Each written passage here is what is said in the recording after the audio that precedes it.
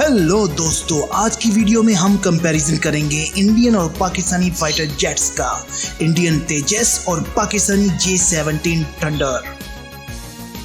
पाकिस्तान का J-17 thunder light weight single engine 4th generation multi role compact aircraft है जो पाकिस्तान और चाइना दोनों ने मिलकर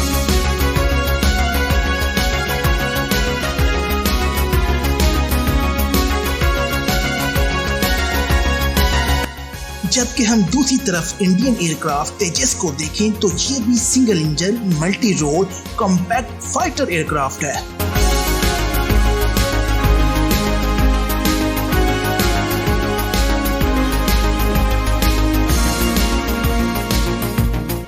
मैन्युफैक्चर की बात की जाए तो JF-17 थंडर को मैन्युफैक्चर किया है पाकिस्तान और चाइना दोनों ने मिलकर। पाकिस्तान एयरोनॉटिकल कॉम्प्लेक्स कामरा और चाइनीज शेंगुड एयरक्राफ्ट इंडस्ट्री ग्रुप ने।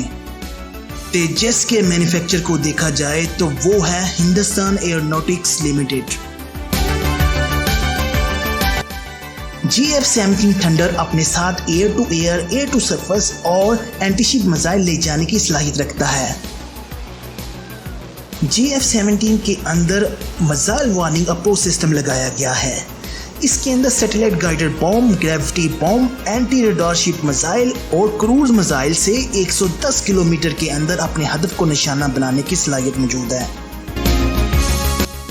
जबकि तेजस के अंदर 72 मिसाइल सिस्टम मौजूद है जो guided missile air to air, air to surface से 110 किलोमीटर तक अपने हदफ को निशाना बना सकता है। इसके अंदर TRT मिसाइल सिस्टम मौजूद है जो इसकी रेंज को 150 किलोमीटर तक बढ़ा देता है।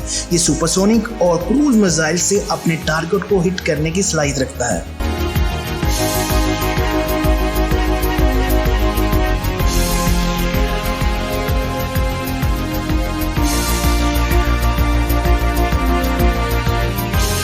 JF-17 थंडर के इंजन की बात करें तो WS-30 इसका इंजन है। इसका थ्रस्ट रेट 101 किलो न्यूटन है।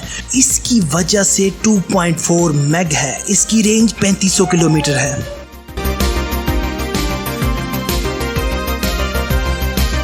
तेजस की बात करें तो उसके अंदर इंजन लगा हुआ है F440 का।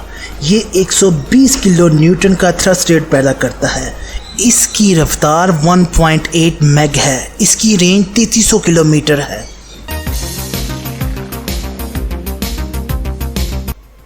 JF-17 थंडर के अंदर KLG-7 रडार सिस्टम लगाया गया है। इसकी रेंज 170 किलोमीटर बनती है।